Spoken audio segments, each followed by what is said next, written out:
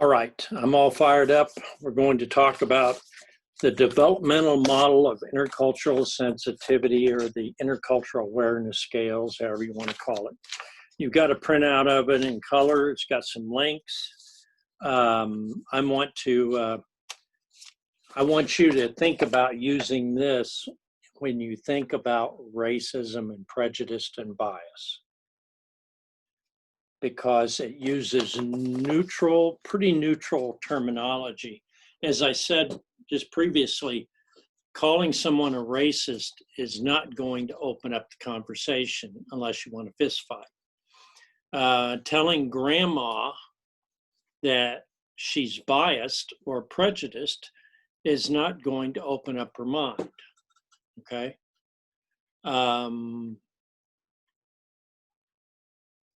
There has to be a better way of doing it.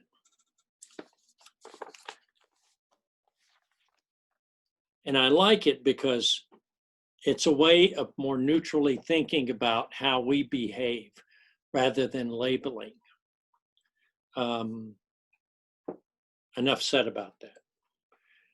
The three terms that we're going to be using, there's three stages. One can be denial of difference, or I call it invisibility, the invisible people. Okay, quick example, homeless people. You don't really go down the street looking at homeless people and engaging them in conversation. Oh, are you hungry? Would you like a bite to eat? Would you like to come with me? Do you want to talk? Well, most people don't see them. They just go by them. Biblical times, lepers. People did not go down the street saying, I'm going to talk to that leper. No, they just avoided them, you know. And in fact, if the leopard touched them or anything, they got very upset and they would flee the area. So invisibility is the first stage. I also call it denial because it means you're denying their existence. They don't exist. The second stage, I'm going to give you a summary up front. So the second stage is, I call the siege mentality, or defense against difference. In other words, it's kind of the Trump mentality. I'm sorry, I'm going to introduce this. But it means that there are people that are a danger to us. We got to watch out for them. We got to build up the walls to keep them out. We've got to watch ourselves. We've got to make sure that we've got our defenses up. We can't let them near us. We can't let them into our group. Examples historically, Jews were barred from many jobs in early United States, especially. That's why a lot of people who are Jewish got into movies. They weren't blocked from typical things, getting into medical school or banking or things like that, or businesses that a lot of times they might have been barred from it, but it was okay to go into entertainment. A lot of early, my favorite comedians were Jewish. The Marx Brothers, the Three Stooges were Jewish. A lot of the movie moguls, people made the movies, made a fortune, started Metro Golden Mayer, were Jewish, okay?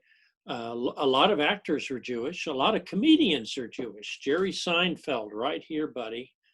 Jerry Seinfeld.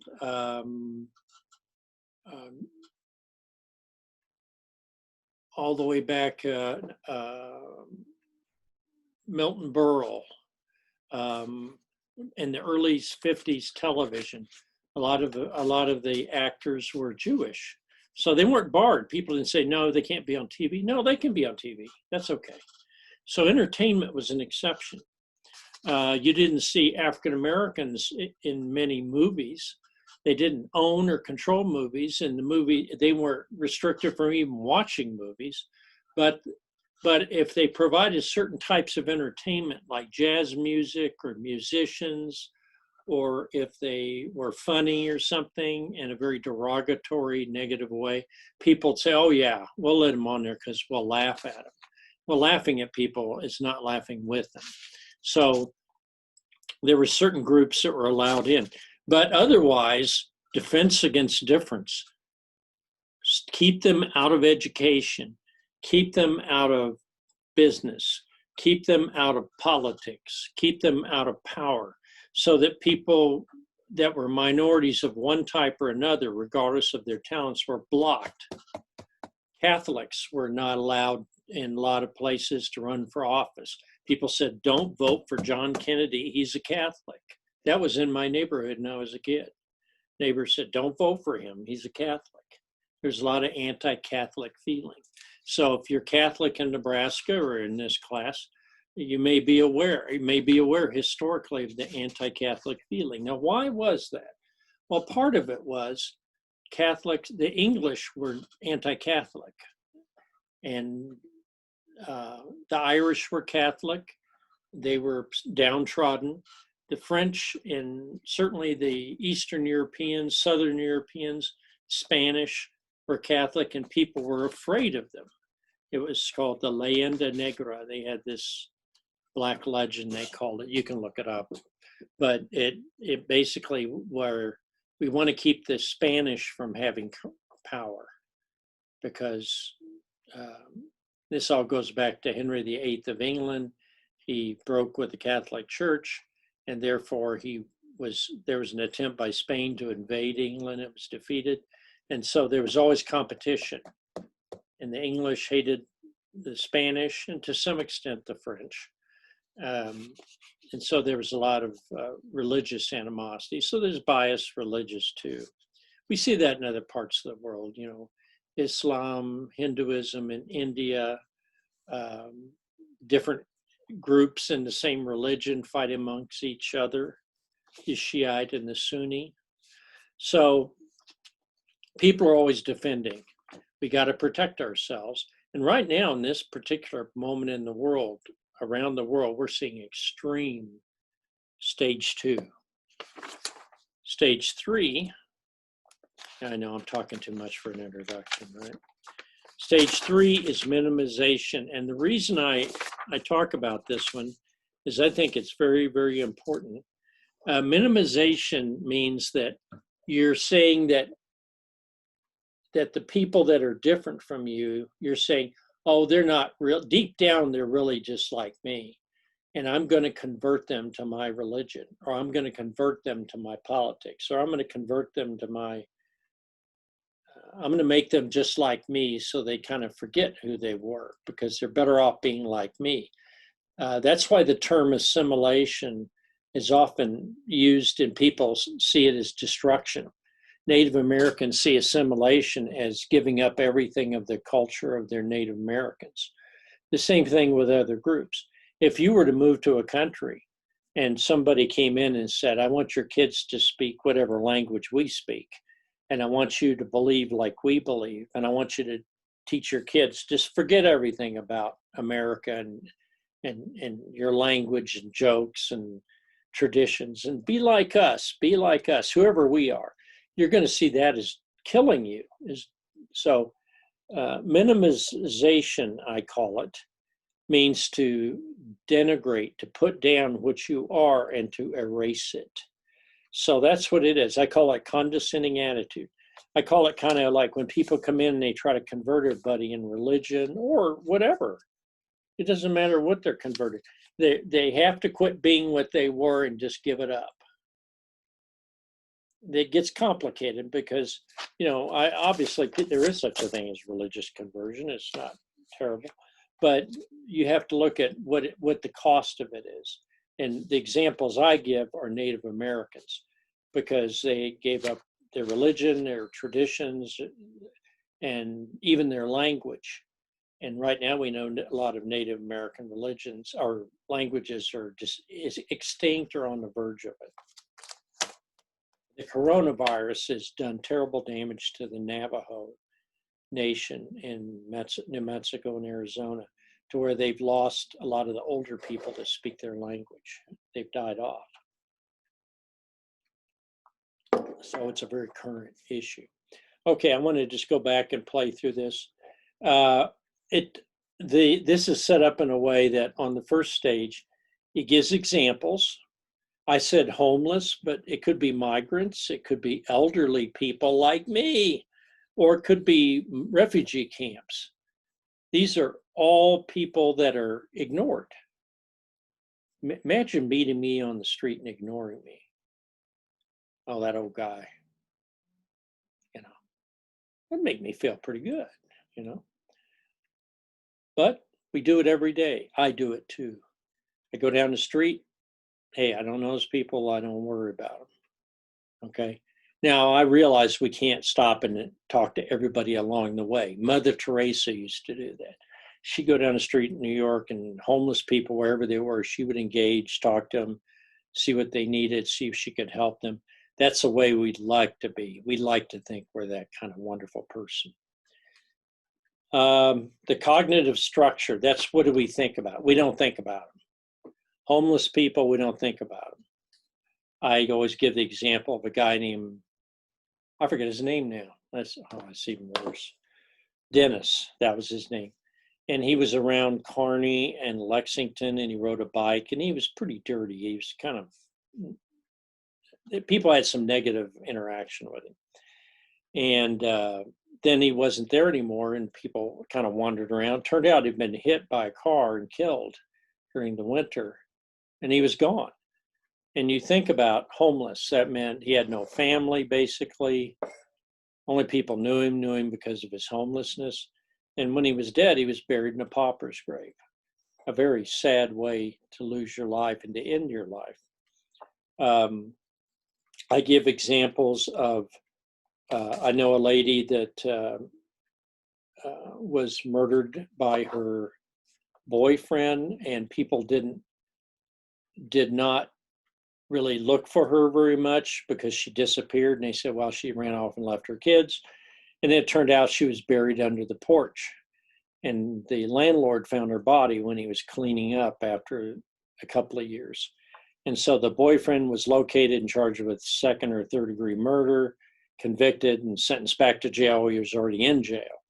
But the point is, the person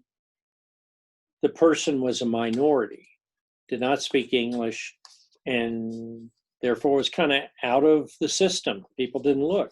The example I give is if my wife disappeared, nobody would believe me if I said, oh, she just got up and left. Nobody knows.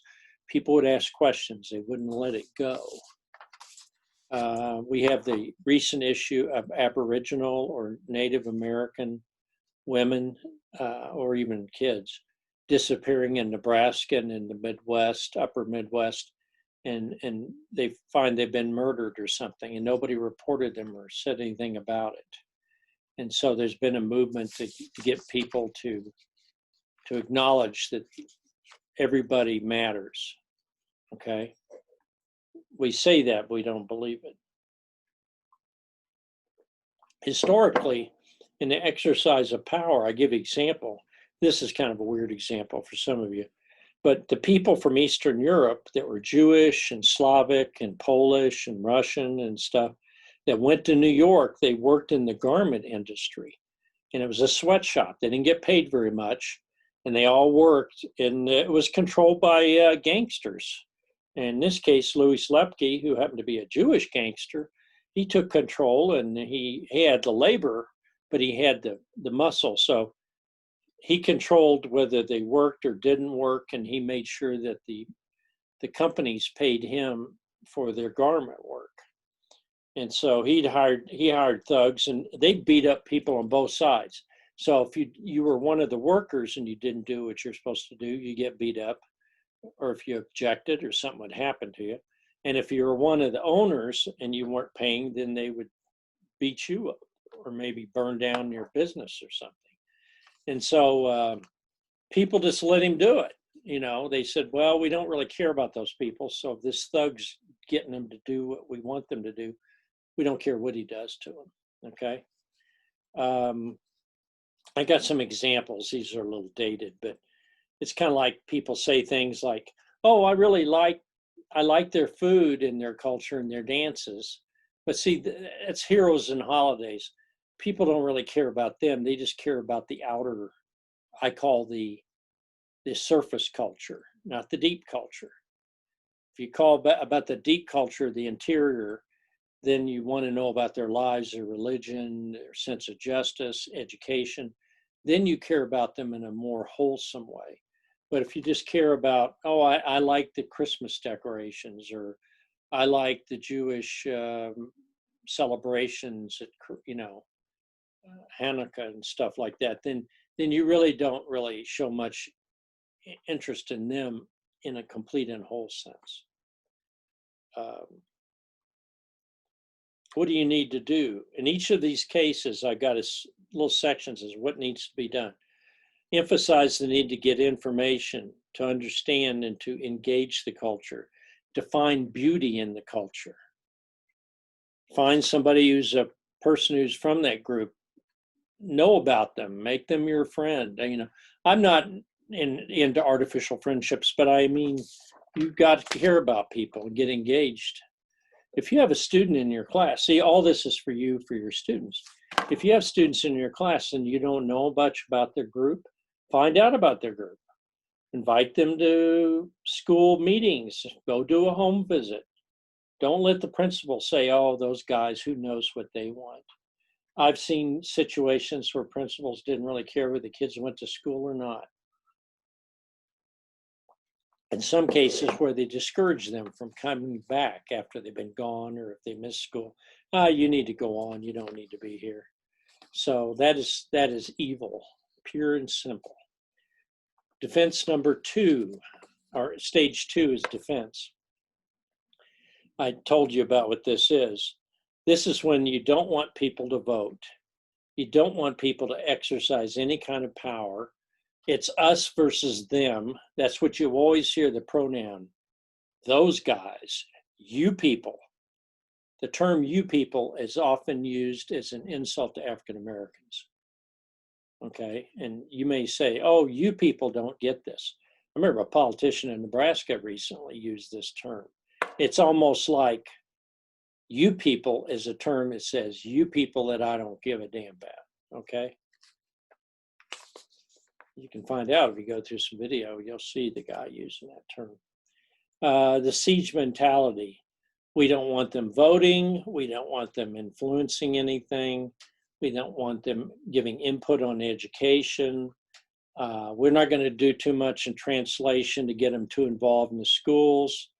They probably have a lot of aspects. They probably are criminals, or they don't care about education is a real popular one.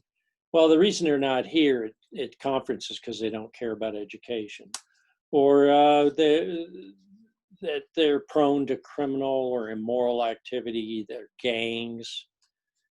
People drive by and a certain group's out playing basketball. Well, that's a gang. Drive by another group's out there. Oh, that's just a bunch of kids playing. It's local boys. They're a fine bunch. In this stage 2 defense, you have open racism, the term racism, and I call it defense. I said you're very defensive, or you're very aggressive toward them. You see people, a lot of this stuff now with the police, people say, well, the police are behaving like in stage 2. They go out to the protesters, and if the protesters aren't committing a crime, they rough them up. That's called defense stage right here. And their problems are their problems. They're not society's problems. So if there's poverty in that group, lack of education, criminal, well, they have their problems. Not my problem. See, that's where you don't own anything. You just say it's all over there, it's on them. It's distancing ourselves in a bad way. Immigrant movement, people trying to get legal. Protesters were attacked in Los Angeles. This has been about 3 years ago. They went out to protest and the police attacked them, and it was completely on the police's responsibility that they did that. Okay, I've got plenty of examples. I've got one example in here is really historical. Obviously, we've got civil rights, and we know what happened. Civil rights, you don't see people now saying those civil rights. I remember at the time in the 60s, people say, oh, they're just down there causing trouble. They're troublemakers. They shouldn't go down there and go to that bridge or in Selma, Alabama, or they shouldn't be protesting and a lot of negative things toward Martin Luther King and anybody that was supporting him.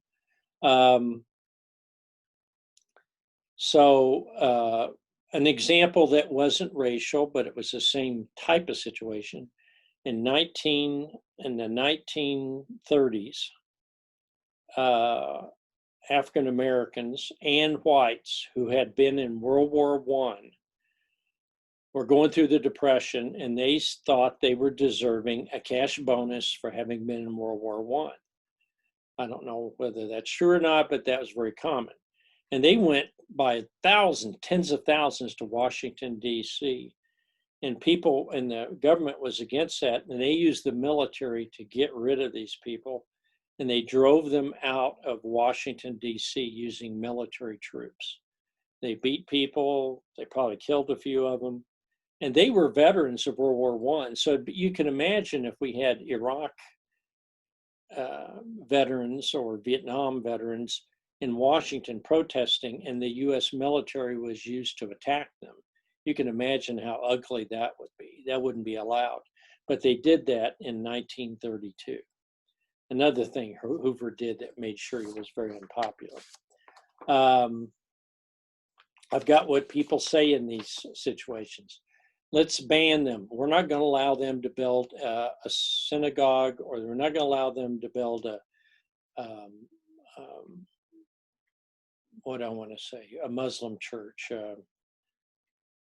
Not going to allow them to build anything near us from their religion. We're going to make them use English. We're not going to let them use Spanish or Arabic. We're going to deport them. We're going to build a wall. You may have heard a president talk like this. We're not going to allow them in our country. We're going to block their family from coming to our country. We're going to deport them, et cetera, et cetera. That is called defense. And what needs to be done? Well, first of all, defense consists of chaos and getting people upset. We got to get those guys. They're out to get us. You got to build bridges. And you're going to see in 9500 Liberty that some people are trying to build bridges, but they're having a lot of trouble because the city council is determined to have people arrested who are illegal immigrants. They don't know who they are, but they're going to arrest them. Not mind the fact that the federal government enforces immigration law, not the local town council. You can imagine if you told this local police to enforce laws against illegal products from foreign countries, that they have to go in and decide, well, this is in the pharmacy and it's not illegal. They don't have the expertise to do it. And they wouldn't be doing because it's not their job, it's the federal government's job. But that's kind of what happened in 9500 Liberty. I mentioned Fremont, Nebraska, deciding that people couldn't rent a house unless they had the right immigration paperwork. I have a problem with that, big problem.